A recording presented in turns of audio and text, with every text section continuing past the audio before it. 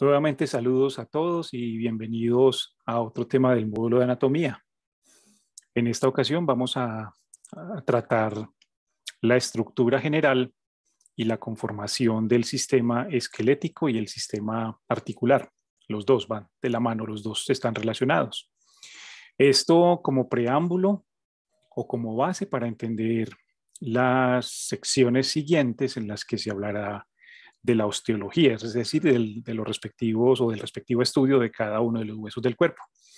El objetivo con esta explicación y con este tema es a grandes rasgos entender cómo está conformado el sistema esquelético. Y eso es lo que vamos a hacer a continuación, desglosando cada uno de los aspectos principales. Comencemos. El primer concepto a tener en cuenta o a definir con respecto al sistema esquelético humano o el sistema articular, como también se llama, es que hay que percibirlo como un conjunto o como un sistema que está formado por distintos segmentos u órganos rígidos o semirrígidos. Es decir, estructuras que van a tener un cierto grado de dureza, como los huesos, por ejemplo, o que van a ser semiduros o semirrígidos, como los cartílagos. Esa es, de hecho, la definición. Uno puede definir el esqueleto como un conjunto de piezas rígidas, un conjunto de órganos rígidos y semirrígidos que va a cumplir una serie de funciones que enunciaremos a continuación, pero que no dejan por esto de ser cada uno de los segmentos que lo forman un órgano como tal. Eso es la primera cosa sobre la que hay que hacer énfasis, y es que pese a que uno percibe el esqueleto como simplemente una cosa que fuera, como decirlo, inerte completamente, no hay nada más alejado de la realidad. Cada uno de los segmentos rígidos que conforman el esqueleto humano realmente es un órgano porque va a estar hecho de distintos tipos de tejidos, como veremos en unos instantes. El sistema esquelético humano tiene varias funciones, como vamos a listar a continuación. De ellas, la primera y la más obvia es, sin duda alguna, la función que podríamos decir de soporte o de armazón corporal.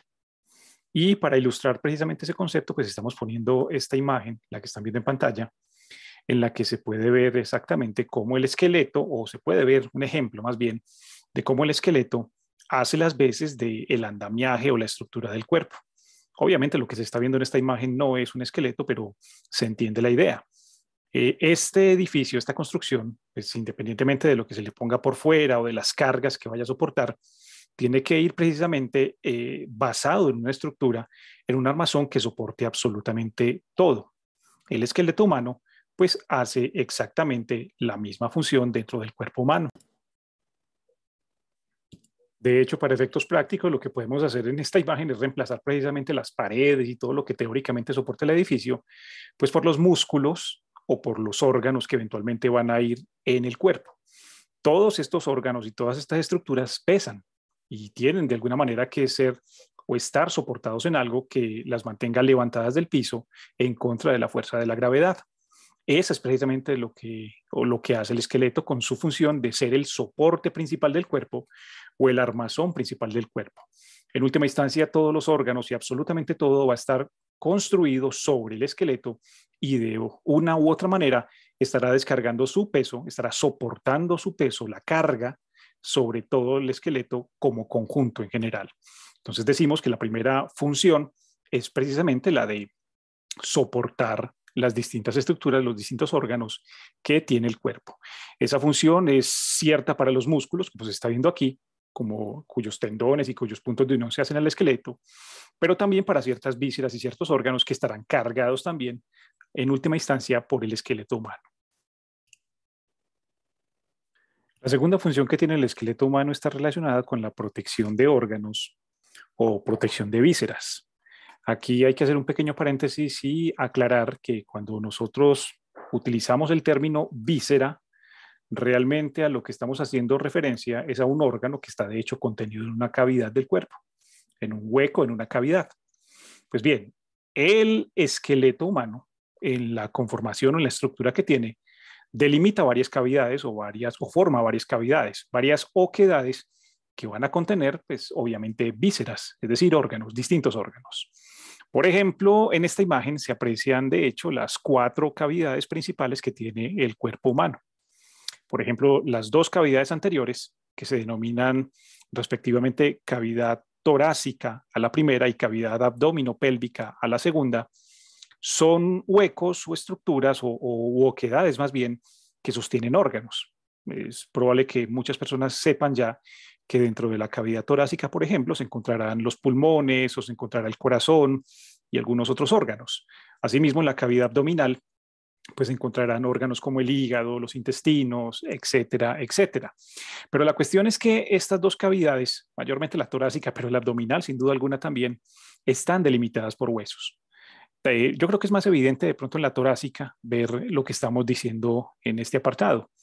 Realmente la cavidad torácica queda completamente delimitados o encerrada más bien por las costillas y por ciertos cartílagos, y en última instancia es una especie de jaula, de hecho se denomina normalmente jaula torácica, que va a contener órganos. En el abdomen, aunque no es, digámoslo, no está del todo delimitada por huesos, pues sí se puede ver que una parte de la cavidad abdominal, por ejemplo, está realmente circunscrita por huesos, también en la pelvis, en esta zona. Y como probablemente mucha gente sabe, pues aquí vamos a encontrar una gran cantidad de órganos o de vísceras en este caso. También como ejemplo de las cavidades o del efecto de protección que tiene el esqueleto sobre distintos órganos, podemos encontrar las cavidades posteriores del cuerpo. Por ejemplo, la raquídea, por donde va la médula, protegida por la columna, que forma y delimita una cavidad, de hecho, que contiene la médula, y la cavidad craneana que contiene el encéfalo, algo que ya habíamos estudiado pues en apartados anteriores.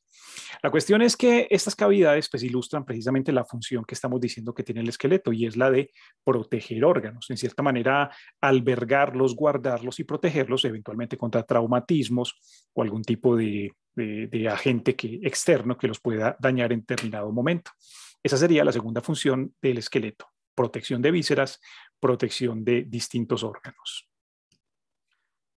El esqueleto humano tiene una tercera función que está relacionada con el almacenamiento de minerales y con la participación que tiene en la regulación o en el equilibrio de ciertos minerales en el cuerpo humano. Hay que entender que el esqueleto, si bien está formado por huesos, como veremos más adelante, y pues, si habíamos dicho ya en un principio que los huesos eran órganos, pues tienen entre muchas características que mencionaremos, hay una en particular que evidencia esta función. Y es el hecho de que, aparte de las cosas normales que encontraremos en un órgano, en cualquier órgano del cuerpo, como proteínas y otras cosas, en el esqueleto, adicionalmente a todo lo que vamos a encontrar grandes cantidades de 2 minerales que son los que se están viendo en la pantalla: el calcio y el fósforo. Precisamente son estos 2 minerales que están depositados en grandes cantidades dentro de los huesos los que hacen que el esqueleto, o que los huesos más bien, sean estructuras rígidas, sólidas completamente. Esto significa pues, que un componente fundamental del esqueleto pues, serán estos 2 minerales, pero no solamente van a estar, digámoslo, guardados ahí formando el esqueleto, sino que eventualmente para el cuerpo humano representan un depósito o una reserva de calcio y de fósforo. Y eso se entiende cuando se hace la aclaración de que el calcio y el fósforo no solamente tienen la función de formar huesos. El calcio es un elemento que participa en muchísimas reacciones químicas dentro del cuerpo humano y que participa no solo en la formación de huesos, sino en la formación de dientes, en la contracción de los músculos, en la transmisión de electricidad en las neuronas y otras más. Y el fósforo igualmente. El fósforo, por ejemplo, es un componente fundamental dentro de los ácidos nucleicos en las células, del ADN y del ARN. Con esto lo que yo quiero ilustrar es que no es solamente la función de formar huesos y dientes lo que uno podría esperar que hacen el calcio y el fósforo. Ahora, la cuestión es que como queda establecido que el calcio y el fósforo se requiere para otras funciones en el cuerpo, pues eventualmente cuando una persona no ingiere un balance adecuado o una cantidad adecuada de calcio y de fósforo en la dieta, pues el cuerpo le echa mano precisamente a la reserva que tiene para cumplir estas otras funciones. Y la reserva será precisamente el hueso, en este caso pues el esqueleto como tal.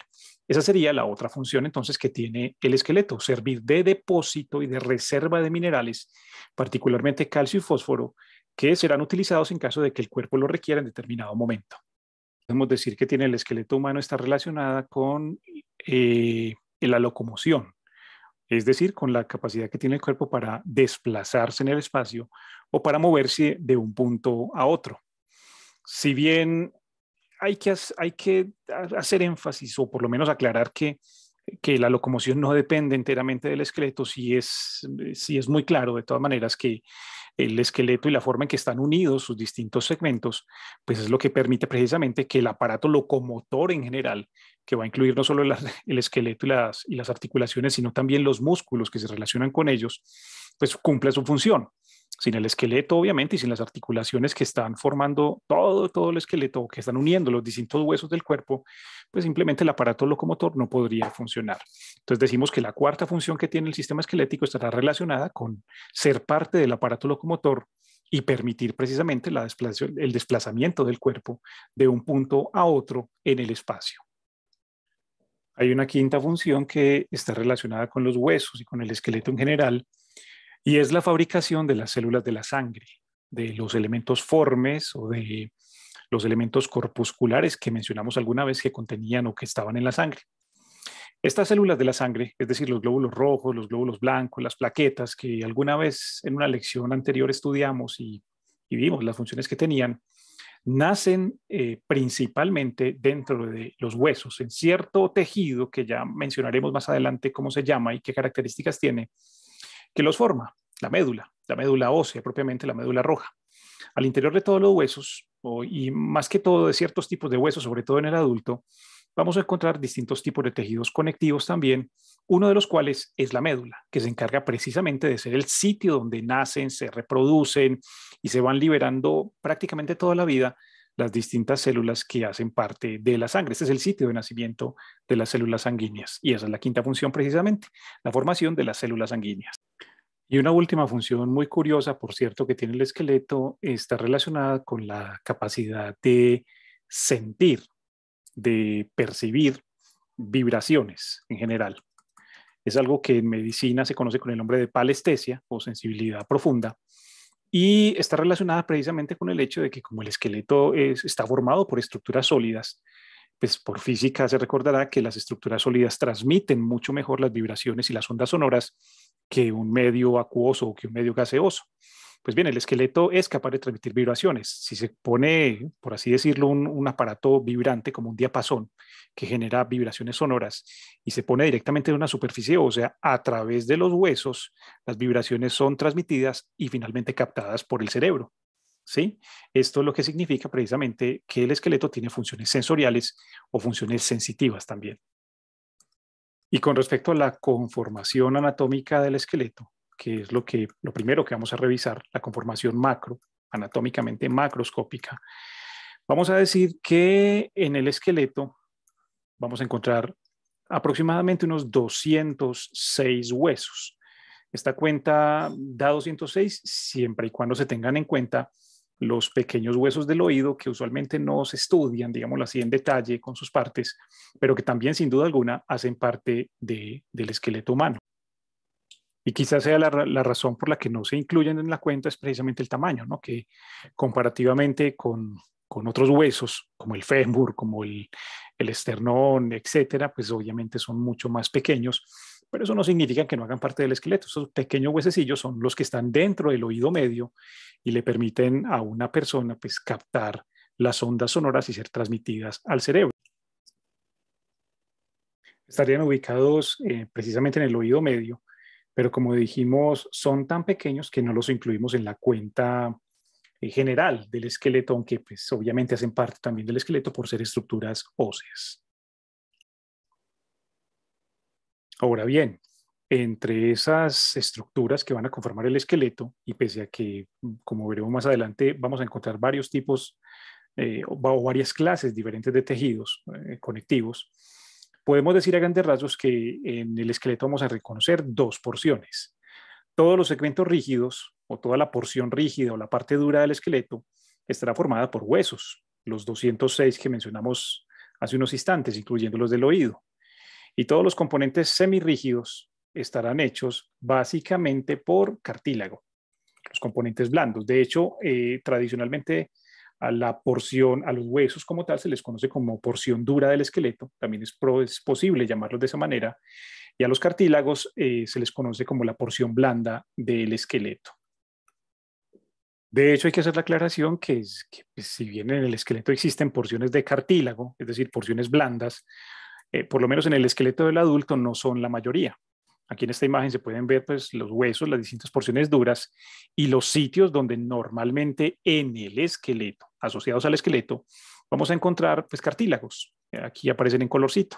Usualmente es en las articulaciones, en las distintas articulaciones que tiene el esqueleto y en ciertas zonas como la nariz, por ejemplo, y los cartílagos de las costillas o los cartílagos costales. Pero como se puede ver en la imagen, no es lo más representativo. Lo más representativo en el esqueleto del adulto será siempre la porción dura o en este caso los huesos. Esos 206 huesos que tiene el esqueleto estarán distribuidos en dos divisiones anatómicas o dos zonas anatómicas. A la primera de ellas la vamos a llamar esqueleto apendicular, que hace referencia a los distintos huesos que van a formar las extremidades o los miembros en el cuerpo humano, tanto los miembros superiores como el miembro inferior, las extremidades como tal. Recuerden, el esqueleto apendicular que proviene precisamente de apéndice, que son los segmentos que sobresalen como tal del tronco. La segunda división anatómica será el esqueleto axial, que deriva su nombre precisamente del hecho de que está hacia el centro del cuerpo o hacia el eje o hacia el axis, que sería pues como la palabra equivalente, eje. Todos los huesos que están formando estructuras que están hacia el centro del cuerpo hacen parte del esqueleto axial. En este caso, pues el cráneo o los huesos de la cabeza y los huesos del tronco, que incluirán la columna y la caja costal o la caja torácica. Ahora bien, como salta a la vista, pues los huesos que forman el esqueleto humano en sus dos divisiones, tanto la axial como la apendicular, pues no son iguales. Tienen formas diferentes, aspectos distintos, dependiendo de la posición o de la zona o la función que cumplen como tal. Pero, a pesar de que todos son diferentes, en cierta manera, existe una forma de clasificarlos. Es decir, según la forma que tienen los huesos, nosotros podemos decir que los 206 huesos del esqueleto estarán clasificados en 5 categorías. Y estas 5 categorías serán las que vemos en la imagen. En el esqueleto humano habrá algunos huesos que clasificaremos o llamaremos largos, ¿sí? Como aparece aquí en la imagen. Habrá algunos huesos que llamaremos cortos, habrá algunos planos, unos irregulares y unos que reciben un nombre particular que es el de sesamoideos. Cojamos cada uno de estos tipos de huesos y hablemos un poco de las características que tienen. El primer tipo de hueso, según la forma que vamos a encontrar en el esqueleto, van a ser los huesos que denominaremos de manera general largos. Y vamos a definir a estos huesos como cualquier hueso en el que al observarlo el diámetro predominante sea el largo. Es decir, aquí hay que entender que cuando uno observa un hueso es una estructura tridimensional que va a tener no solamente largo, sino también, digámoslo, ancho y cierto grado de profundidad. Es tridimensional. Pues bien, si el diámetro predominante sigue siendo el largo, entonces nosotros diremos que este hueso, independientemente de donde esté ubicado en el cuerpo, será un hueso largo. Como se puede apreciar en esta imagen, los huesos largos tendrán una predominancia o digamos lo que estarán exclusivamente o predominantemente en la división apendicular del esqueleto, es decir, relacionados con las extremidades. Las extremidades del cuerpo, tanto las superiores como las inferiores, si bien todos los huesos que las conforman no son largos, como veremos en un momento, la mayoría sí lo son. Caso concreto, en la extremidad superior podemos ver el húmero, por ejemplo, el hueso del brazo, o la clavícula, uno de los que forma la cintura escapular, que son ejemplos típicos de huesos largos, pero también el radio, el cúbito y los distintos huesos que están conformando los metacarpianos y las falanges. En la extremidad inferior pasa lo mismo. Si bien no todos los huesos que las conforman son largos, porque existen algunas otras categorías, la mayoría sí lo son. Vemos el fémur, que fue el mismo que utilizamos ahora en el ejemplo, en la definición del hueso largo. Vemos la tibia y vemos la fíbula o peroné. Y también veremos los metatarsianos y las falanges, que son típicamente huesos largos. Lo que tienen en común todos estos es lo que decíamos en la definición, y es que el diámetro predominante sobre los otros siempre será el largo. Con respecto a estos huesos largos, me parece muy importante aclarar que a lo largo de las distintas descripciones anatómicas que tendremos en otras zonas del cuerpo humano, pues referentes al esqueleto, vamos a notar siempre que en esos huesos largos discutiremos o describiremos varias partes anatómicas. En el caso concreto de los huesos largos es muy importante tener en cuenta que ellos anatómicamente hablando van a tener siempre tres partes o dos partes más bien que son las que nos interesan, que son fácilmente reconocibles. Todo hueso largo, independientemente de donde esté ubicado, sea en la extremidad superior o en la inferior, tendrá siempre característicamente los extremos más anchos que la parte central. De hecho, desde el punto de vista anatómico, eso recibe nombre como se está viendo aquí. Los extremos ensanchados de los huesos siempre recibirán los nombres de epífisis, como se puede ver en la imagen. Discutiremos más adelante, pues ya dependiendo del hueso, cuál es proximal y cuál es distal. Por ahora ignoremos estos términos que están aquí, pero quedémonos simplemente con el concepto de que el extremo ancho de los huesos recibirá el nombre de epífisis y el centro del hueso, que usualmente es cilíndrico, como un tubo, como un pequeño conducto, se llamará diáfisis.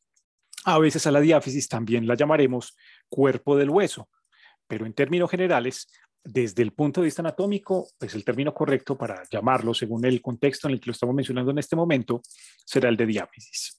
Entonces, nuevamente, en los huesos largos, como característica principal, siempre vamos a encontrar dos epífisis, o sea, dos extremos ensanchados, y una diáfisis, que es la parte central estrecha entre las dos epífisis como tal.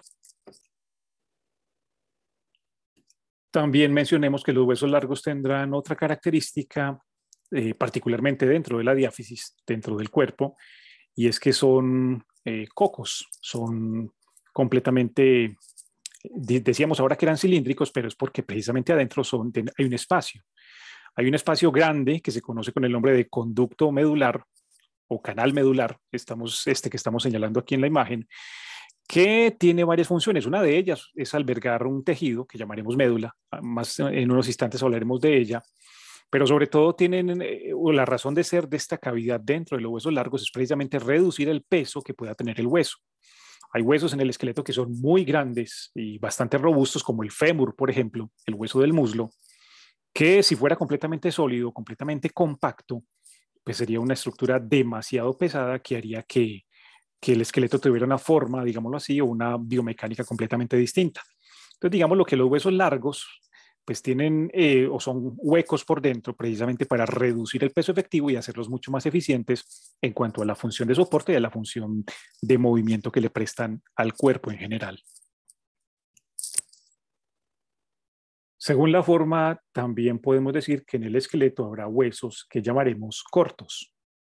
Y la definición de este tipo de huesos es que sencillamente serán huesos en el que todos los diámetros que tienen, todas las medidas que tienen, es decir, el largo con respecto a la profundidad y al ancho, serán proporcionales. Es decir, no tienen la predominancia de ninguno de los diámetros. Aquí en la imagen estamos viendo algunos de esos huesos, algunos ejemplos de huesos cortos como tal. Huesos cortos serán, por ejemplo, este, que es el grande del carpo, más adelante lo estudiaremos, en el que si bien no es una figura o no es digámoslo, una figura geométrica completamente perfecta, sí se puede apreciar lo que estamos diciendo, y es que los diámetros son más o menos proporcionales, no predomina ninguno. O este, por ejemplo, que es el cuboides, en donde podemos ver un fenómeno parecido. No hay un diámetro predominante sobre los otros, y esa es precisamente la definición de lo que es un hueso corto. También habrá ciertos huesos en el esqueleto que tendrán como características principales el hecho de ser aplanados y curvos, como el que se está viendo en la pantalla. En la pantalla estamos viendo el hueso parietal, uno de los huesos que forman la cavidad craneal, y tiene esa característica. Si se separa el hueso del cráneo y se mira la forma que tiene, se ve que es como una especie de pequeña coquita, una especie como de pequeño recipiente, que tiene esas dos características, plano y curvo. A esos huesos en el esqueleto se les denomina huesos planos. Y no solamente estarán aquí en el cráneo, en la bóveda craneal, sino que habrá otros sitios donde estén presentes, como en la escápula, por ejemplo, que pertenece al miembro superior, o el esternón. Pero la característica que tendrán es que siempre serán aplanados y curvos, tenderán siempre a ser curvos. Y huesos como este, que al que denominaremos, o se denomina más bien huesos de tipo irregular, en el que característicamente no hay una forma determinada, no tienen un aspecto determinado, una forma o algo que predomine. Son huesos que precisamente al no tener una forma determinada pueden adoptar cualquier tipo de morfología, como el de la imagen. Aquí en la imagen estamos viendo una vértebra lumbar típica, que es uno de los tantos ejemplos que podríamos mencionar de huesos que en el esqueleto se denominan irregulares. Entonces, el otro grupo de huesos, según la forma, serán los irregulares, que simplemente serán aquellos que no tienen una forma definida, una forma determinada. Y finalmente, un grupo pequeño de huesos, no son muy abundantes en el esqueleto, a los que denominaremos huesos sesamoideos, precisamente por el hecho o por el aspecto de que parecen semillas. Estos huesos sesamoideos derivan precisamente de la palabra latina para semilla, que es sésamo, ¿no? Y la idea es que esos huesos que parecen como pequeñas pepitas, pequeñas semillas, los llamaremos simplemente los denominaremos sesamoideos. Como les decía, no son muchos, son solamente algunos en el pie y en las manos. Y de pronto la patela o la rótula, que acá se puede ver en la imagen, y que corresponde al sesamoideo precisamente más grande que tiene el cuerpo humano. Este es el hueso que se encuentra por delante de la articulación de la rodilla. Ese sería el quinto grupo y el último de todos los tipos o la clasificación de huesos según la forma o el aspecto que tienen.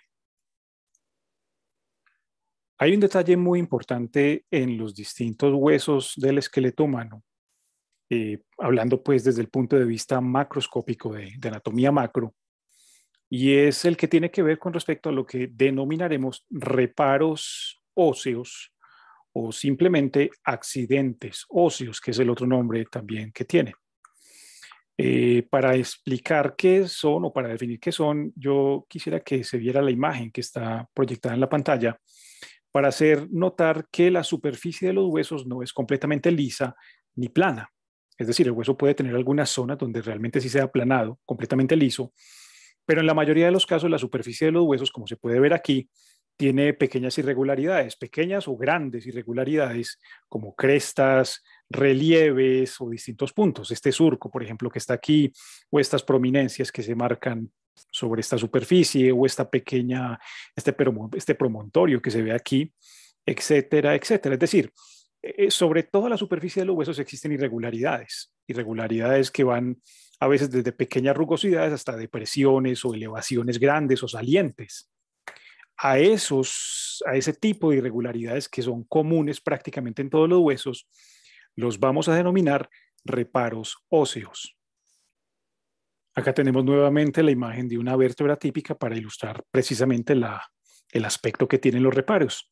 Estas salientes, por ejemplo, o estas pequeñas crestas que se ven hacia la parte trasera o posterior de la vértebra, o este anillo que está rodeando el cuerpo vertebral. Cada uno tiene nombre.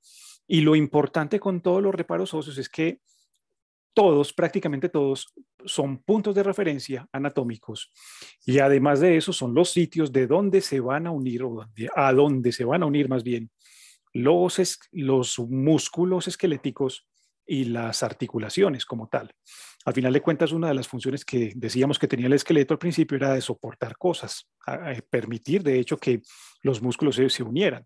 Pues bien, los puntos de agarre de la mayoría o de todos los músculos más bien que tiene el esqueleto o el cuerpo humano son precisamente estos reparos óseos. Entonces, todos son puntos de unión de distintas estructuras y adicional a eso serán muchos de ellos puntos de referencia anatómicos que nos permitirán ubicar otras estructuras que discutiremos más adelante. Y son precisamente estos reparos óseos los que vamos a estudiar más adelante, ya cuando entremos en detalle y analicemos cada uno de los huesos del esqueleto. En cada uno de ellos, en todos ellos, vamos a encontrar una serie de reparos que será necesario estudiar y aprender a reconocer, pues para poder entender cómo se van a unir los distintos músculos y las distintas estructuras. Decíamos hace unos instantes que son puntos de referencia muy importantes que tendremos que aprender a reconocer. Aquí en esta imagen se ven algunos de los nombres que normalmente se le asignan a esos reparos óseos con lo que significan, solamente pues a título informativo, pero muchos de ellos recibirán, por ejemplo, los nombres de fisuras o forámenes, agujeros, fosas y algunos de ellos muy comunes serán, por ejemplo, las apófisis, que serán simplemente salientes o grandes crestas o digámoslo, irregularidades que sobresalen de la superficie del hueso.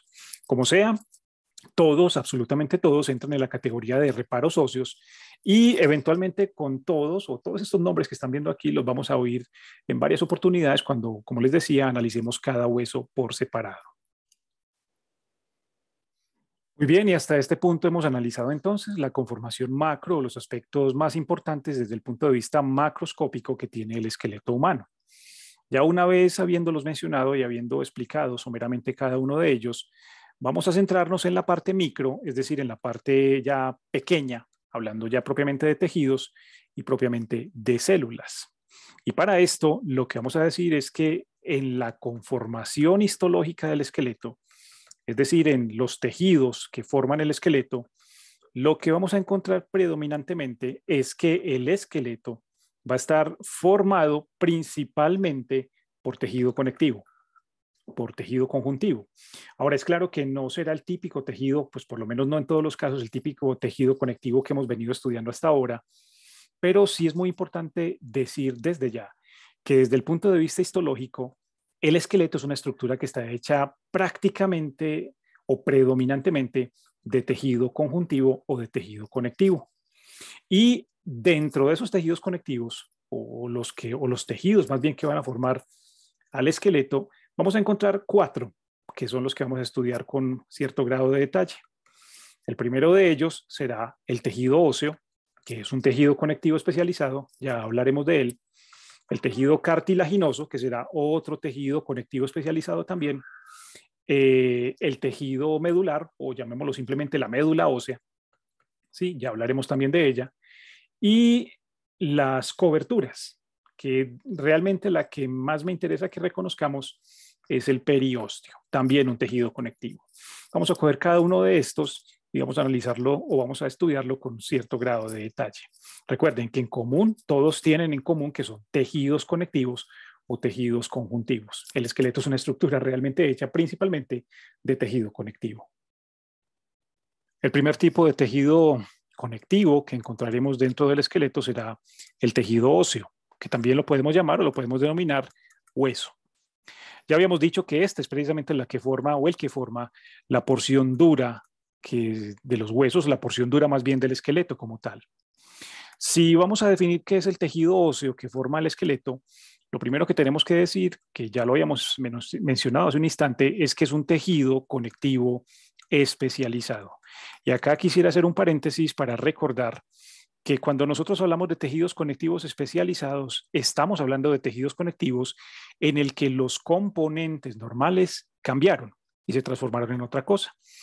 Yo sé que es pues decir que el esqueleto o que el tejido óseo es un tejido conectivo, pues puede a primera luz sonar un poco raro porque no es el típico tejido conectivo laxo que encontramos en la dermis o que encontramos en la grasa, pero sigue siendo un tejido conectivo también.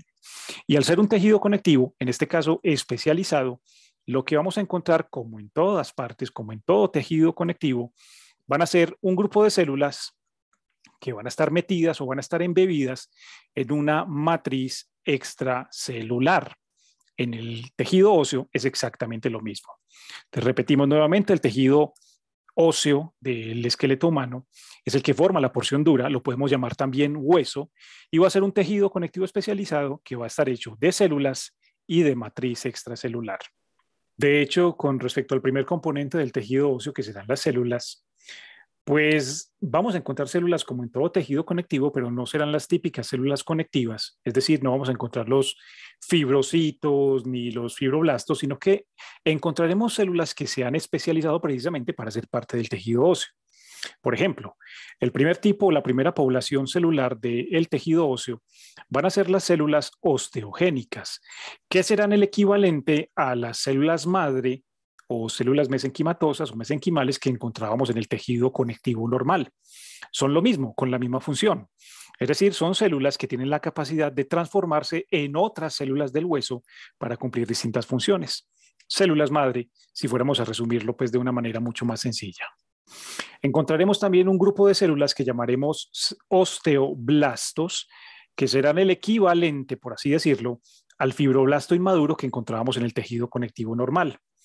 Aquí, en este caso particularmente, el osteoblasto va a ser la célula que se va a encargar de formar la matriz extracelular del hueso, que tiene unas características muy particulares que ya mencionaremos en un momento. Por ahora, simplemente digamos que los osteoblastos son células formadoras de matriz del hueso o de la matriz extracelular del hueso. Podríamos resumirlo de una manera más sencilla diciendo que son células formadoras de tejido óseo. También encontraremos un grupo de células que se denominarán osteocitos, que serán simplemente los mismos osteoblastos que cuando ya están maduros pasan a ser células integrales del tejido óseo. Son, por así decirlo, como pequeños ladrillitos que se van a estar conformando precisamente el tejido. Al final de cuentas sería el equivalente, si volviésemos a comparar con el tejido conectivo normal, de los fibrocitos. Podríamos decir simplemente que son los mismos osteoblastos, pero simplemente en un estado mayor de maduración en el que ya hacen parte integral del hueso y ya no tienen la función de formar, sino de ser componentes integrales o estructurales del tejido óseo. Ahora, existe un grupo final de células que es muy llamativa la función que tienen, que será o serán más bien los osteoclastos, células cuya función es precisamente contraria a lo que hacen los osteoblastos. Ahora decíamos que los osteoblastos son células formadoras de matriz extracelular de la matriz del hueso, pero los osteoclastos lo que hacen de hecho es exactamente lo contrario. Son células que se encargan de destruir la matriz extracelular del hueso, pero sobre todo la matriz que ya está dañada o que está gastada por cualquier razón. Precisamente la destruyen, la reciclan para que sea reemplazada y reparada nuevamente por las células formadoras. Funcionan como en llave, por así decirlo, precisamente para garantizar la renovación del tejido óseo. Mientras las unas forman el tejido o la matriz como tal, las otras van simplemente destruyendo lo que se va dañando para permitir que las otras reparen los daños. Esto garantiza la renovación constante del tejido óseo. Resumiendo nuevamente, en el tejido óseo, que es un tejido conectivo especializado, vamos a encontrar entonces 4 poblaciones celulares. Las 4 poblaciones celulares serán las células osteogénicas, células madre básicamente, los osteoblastos que son células formadoras, los osteocitos que son células integrales o estructurales del tejido óseo y los osteoclastos que serán células destructoras de matriz extracelular, pero sobre todo matriz extracelular que esté mala o que se haya dañado para que el hueso se pueda renovar y se pueda reparar. Ahora, en el tejido óseo, como decíamos hace un momento, vamos a encontrar también una matriz extracelular.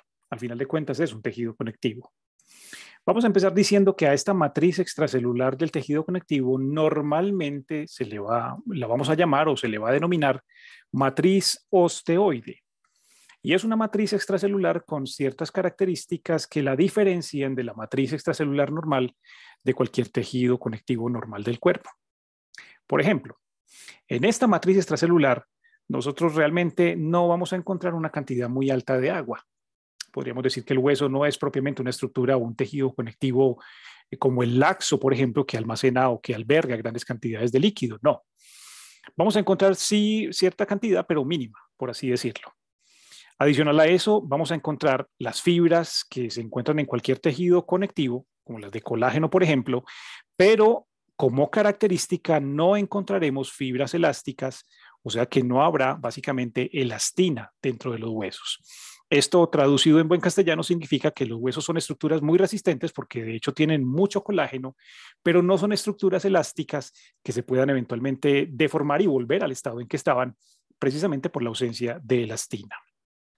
Y quizás la característica más relevante que tiene la matriz osteoide o la matriz extracelular del tejido óseo es que la sustancia fundamental, en vez de albergar grandes cantidades de líquido, como decíamos hace un momento, lo que albergan son básicamente iones, minerales como tal. Al principio de este tema, cuando decíamos las funciones del esqueleto, habíamos dicho que el esqueleto y que los huesos eran una reserva importante de calcio y de fósforo, de 2 minerales que eran de hecho lo que le daba la rigidez. Pues bien, el calcio y el fósforo están almacenados o están depositados en la sustancia fundamental de la matriz extracelular del hueso. Esta es una característica que solo encontramos aquí y de pronto en la dentina, pero que no estamos estudiando pues en este tema, pero que encontraremos como tejidos conectivos importantes solo en el esqueleto. Y es que la sustancia fundamental está mineralizada con grandes cantidades de calcio y fósforo. De hecho, estos dos elementos van a formar unos cristales minerales de fosfato de calcio que se conocen normalmente con el nombre de cristales de hidroxiapatita. Es un mineral a base de fosfato de calcio, o lo que es lo mismo decir, cristales que están hechos de calcio y de fósforo. Como sea, es precisamente esta sustancia fundamental mineralizada la que se encarga precisamente de darle rigidez y en cierto grado de resistencia, junto con el colágeno, a todo el hueso como estructura o como órgano resistente. Recuerden que decíamos que una de las funciones era cargar peso, y eso se lo permite precisamente la rigidez que tiene su sustancia fundamental. Entonces, recuérdenlo, es una matriz extracelular, sí, de un tejido conectivo, pero tiene unas diferencias importantes con la de otros tejidos conectivos. La ausencia de elastina, la sustancia fundamental cristalizada o mineralizada precisamente por mineral de hidroxiapatita, y precisamente eso hace que el hueso sea pues, una estructura muy particular dentro de los órganos o los distintos tejidos que conforman el cuerpo humano.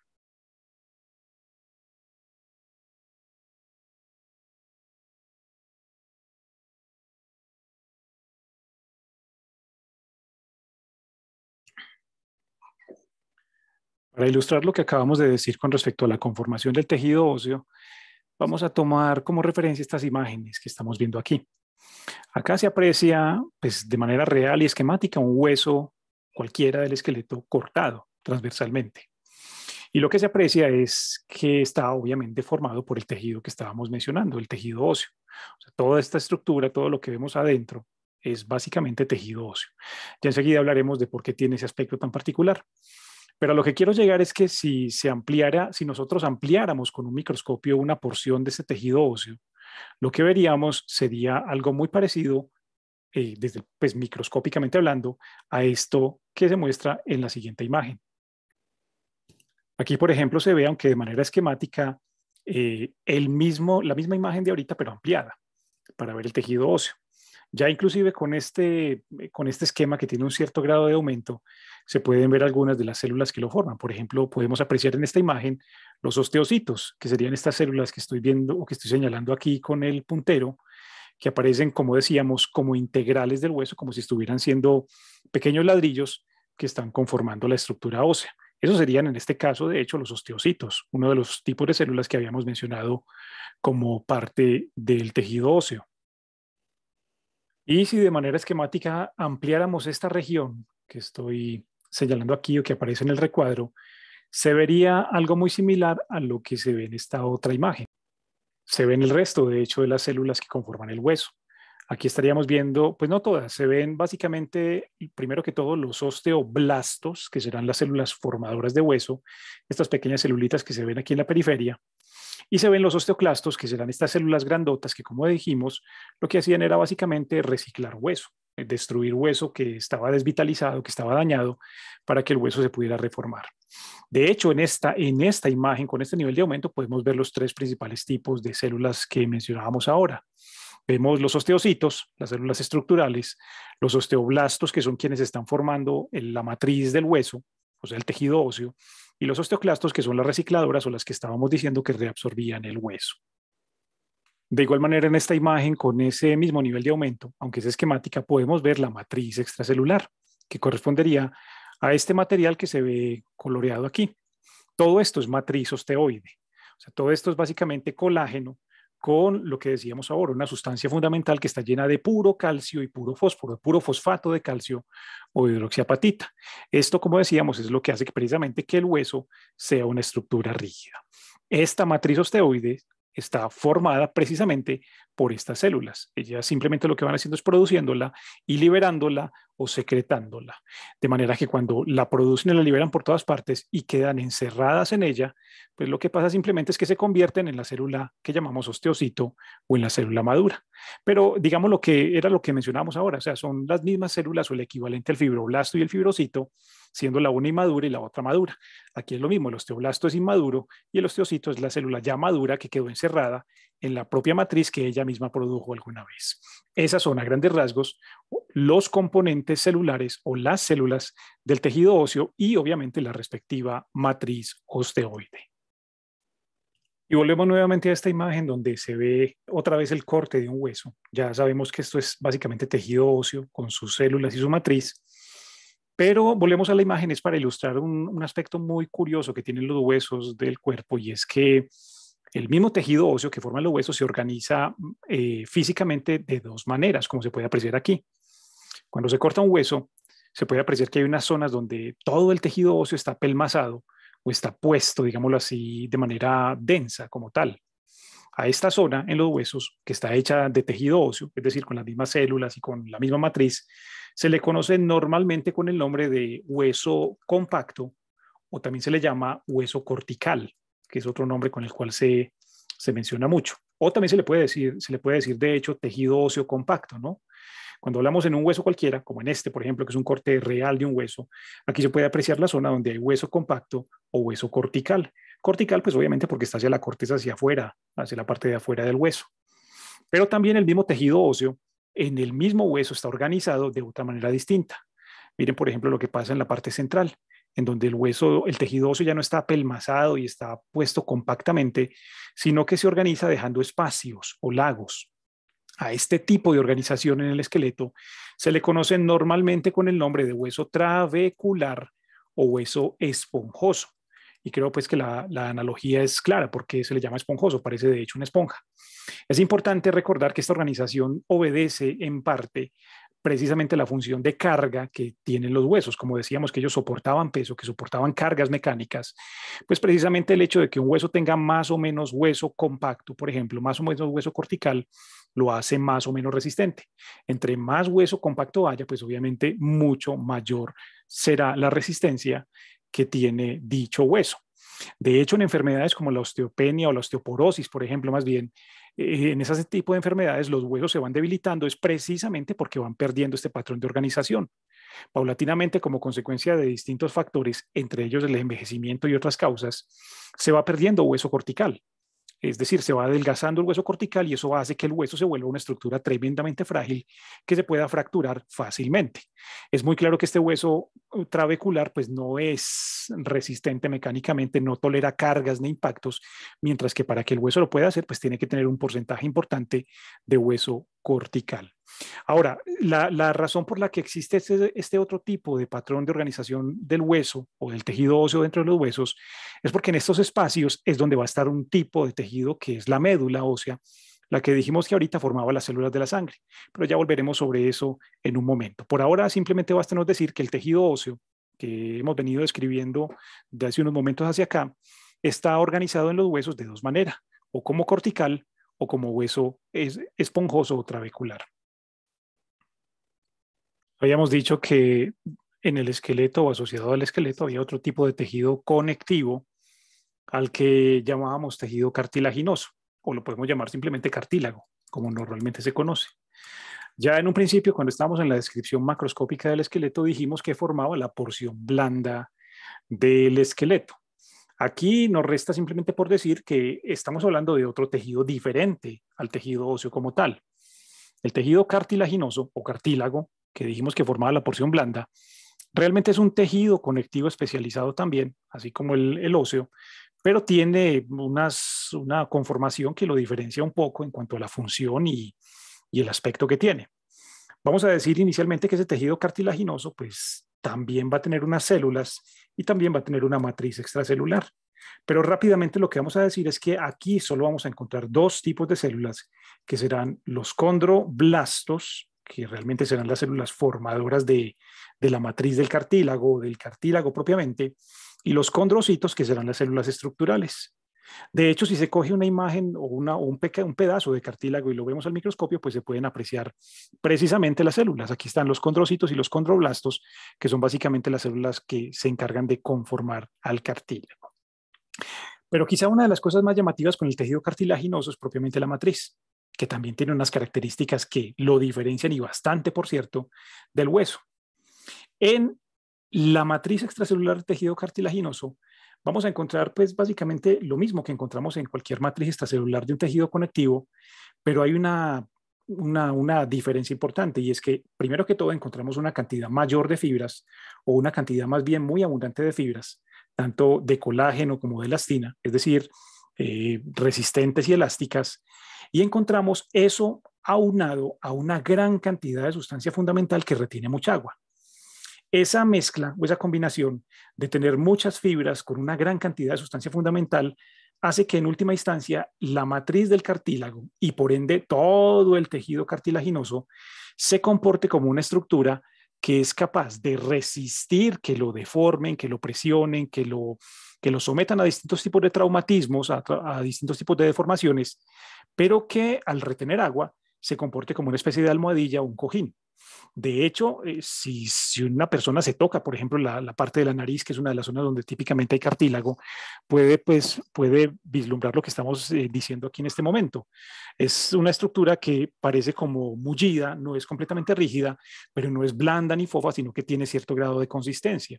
Y esa consistencia se la da precisamente esa mezcla, la de tener muchas fibras de colágeno y de elastina mezcladas con una sustancia fundamental que se comporta como una almohadilla que al retener agua es una almohadilla bastante resistente por las fibras de colágeno que contiene. Ya habíamos dicho en la parte inicial que el cartílago en el esqueleto va a estar asociado, pues sí, a algunas zonas como la nariz, por ejemplo, o por ejemplo en las costillas, pero habíamos mencionado también las articulaciones. De hecho, va a estar muy frecuentemente es en las articulaciones o predominantemente en las articulaciones, por lo menos en el esqueleto de una persona adulta. Si fuésemos a resumir de una manera como generar la función del cartílago, tendríamos que decir, pues, resumiendo lo que hemos dicho, que la función es dar resistencia, pero resistencia como elástica, es decir, como funcionar como si fuera una especie de amortiguador, como decíamos, o un cojín que ayuda en cierta forma a que el esqueleto sea una estructura también elástica y resistente.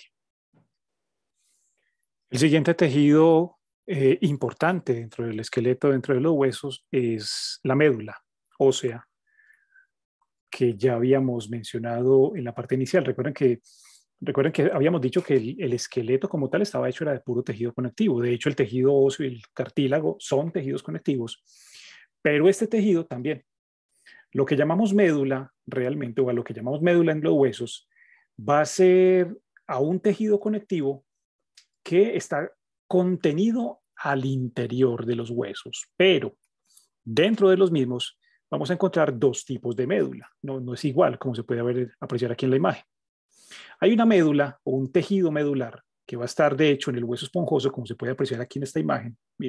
Aquí se ve muy claramente pues, el hueso trabecular, que al ampliarlo nos permite ver que en los pequeños lagos o los huecos que dejaba el tejido trabecular aparece precisamente ese tejido del que estamos hablando.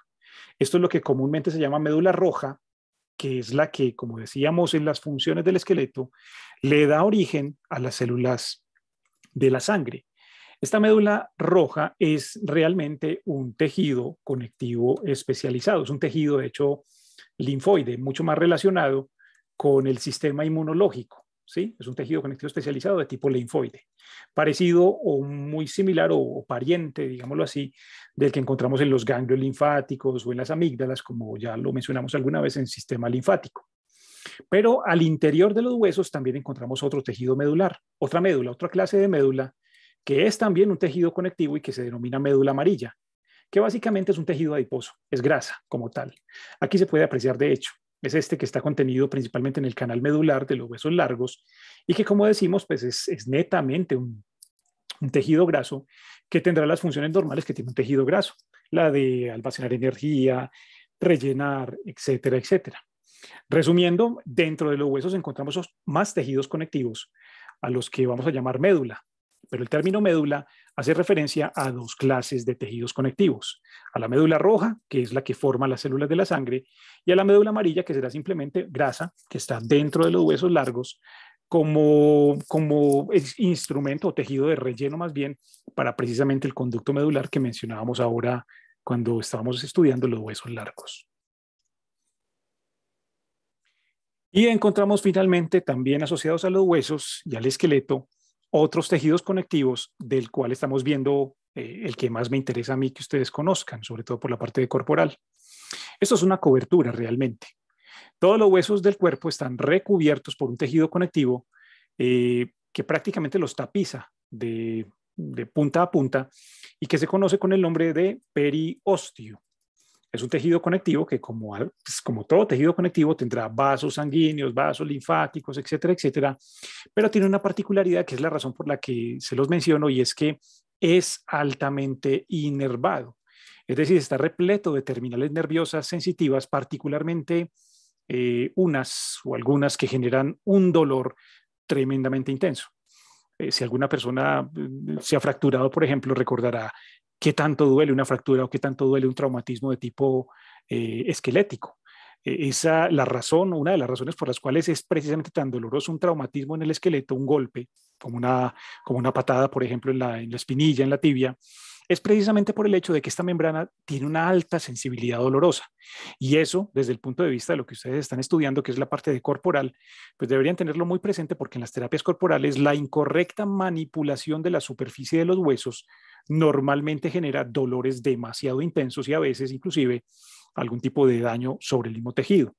Por ahora, bástenos decir que el periósteo, que es la cobertura de afuera de los huesos, la cobertura exterior de los huesos, es una membrana conectiva muy dolorosa, muy sensible, que hay que tener presente siempre, sobre todo en el contexto de las terapias corporales. Y vamos a hablar en este apartado final del tema de lo que son las articulaciones, de las cuales aquí estamos viendo algunas imágenes para familiarizarnos un poco con el aspecto que tiene. Lo primero que tenemos que decir es que los 206 huesos que estaban formando el esqueleto, que mencionamos ahora, pues que eran los que se clasificaban en huesos largos, irregulares, y que estaban en dos divisiones anatómicas, para que sean funcionales tienen que estar unidos entre sí. El esqueleto es, entre otras cosas, funcional y tiene todas esas particularidades, sobre todo desde el punto de vista del aparato locomotor, precisamente porque los huesos están unidos entre sí a través de unas estructuras que vamos a denominar articulaciones. De hecho, esa es la definición de lo que es una articulación.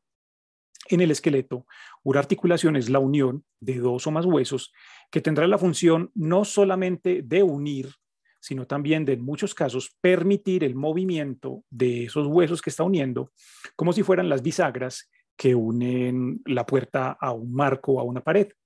Es decir, las articulaciones no solamente son uniones, sino que adicional a eso, precisamente de ahí deriva el nombre articulación, permiten el movimiento o permiten ciertos grados de movimiento, a veces más, a veces menos.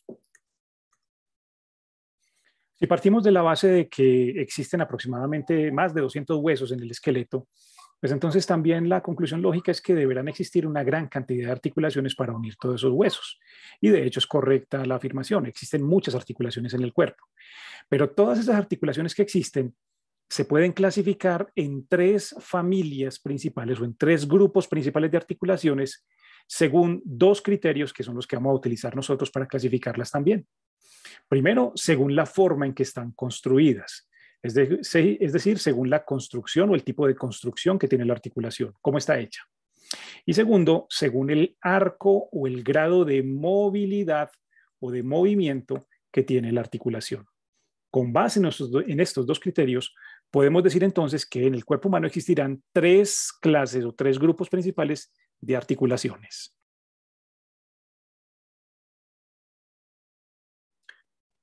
El primer grupo de esas serán las articulaciones que de manera general vamos a denominar articulaciones tipo sin artrosis. Por definición, estas articulaciones no se mueven, son completamente inmóviles y la forma en que están construidas es precisamente la razón por la que no se mueven. Es decir, son uniones, sí, pero que no deben permitir ningún grado de movimiento entre los segmentos que están uniendo. La razón es precisamente porque cuando uno mira cómo están construidas, realmente lo único que está uniendo los huesos es puro tejido conectivo denso o puras fibras de colágeno que precisamente no permiten ningún grado de movimiento y que se comportan como si fueran remaches de presión. Esas articulaciones, las de tipo sin artrosis, las encontraremos en varias partes del cuerpo, pero los sitios más notorios donde las vamos a encontrar van a ser, por ejemplo, uniendo los huesos del cráneo, la mayoría de los huesos del cráneo, caso en el cual reciben, de hecho, el nombre particular de suturas, como veremos más adelante en la anatomía del cráneo, o por ejemplo estas que unen los huesos a los huesos, los dientes, perdón, a los huesos maxilares.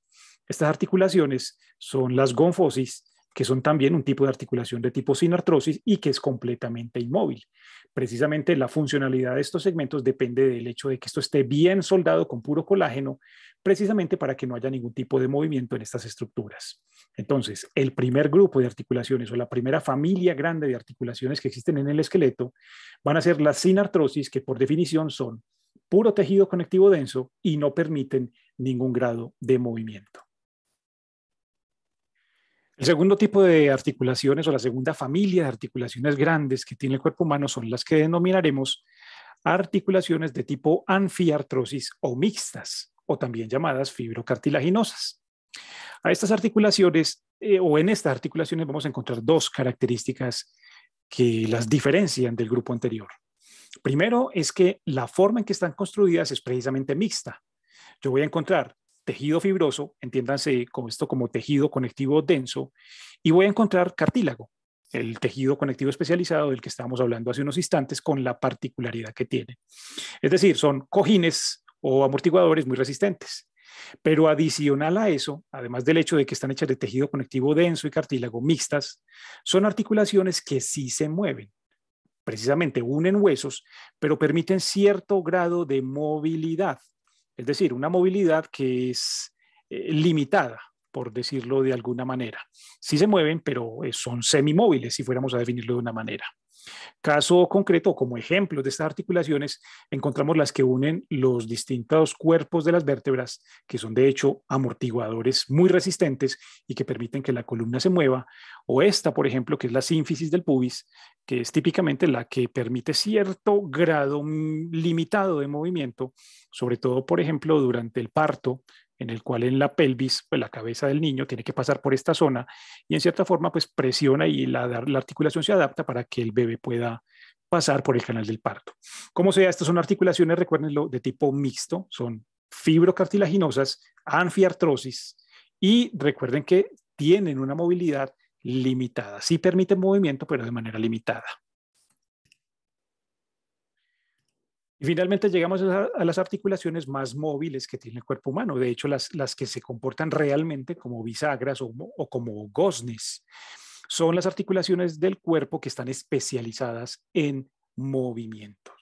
A estas las denominamos de manera general diartrosis y son articulaciones que, como dijimos, que precisamente son las más móviles que tiene el cuerpo, las que están especializadas en movimientos.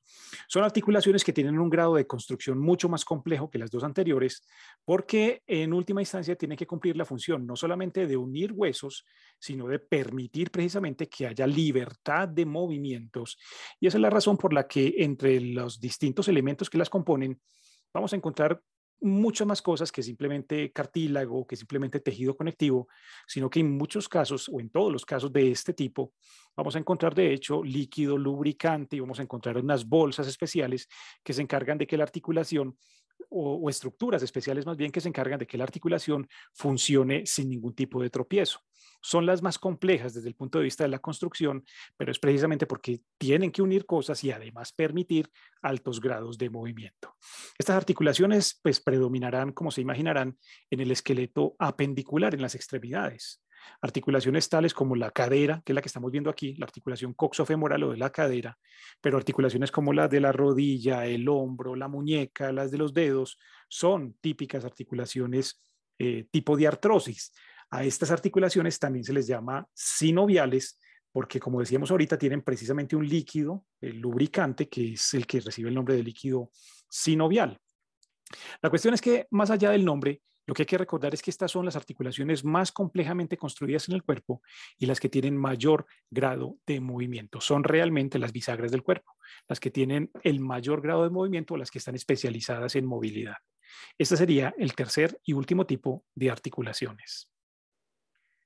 Y de esta manera, y esperando que los conceptos que discutimos hayan quedado claros, llegamos entonces al final de este video explicativo.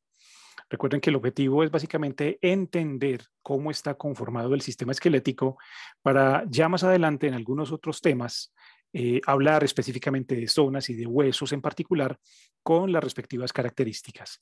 Todo lo que digamos en esos huesos pues dependerá obviamente de lo aprendido en este tema en el que simplemente recorrimos de manera general la conformación del aparato osteoarticular. Muchas gracias.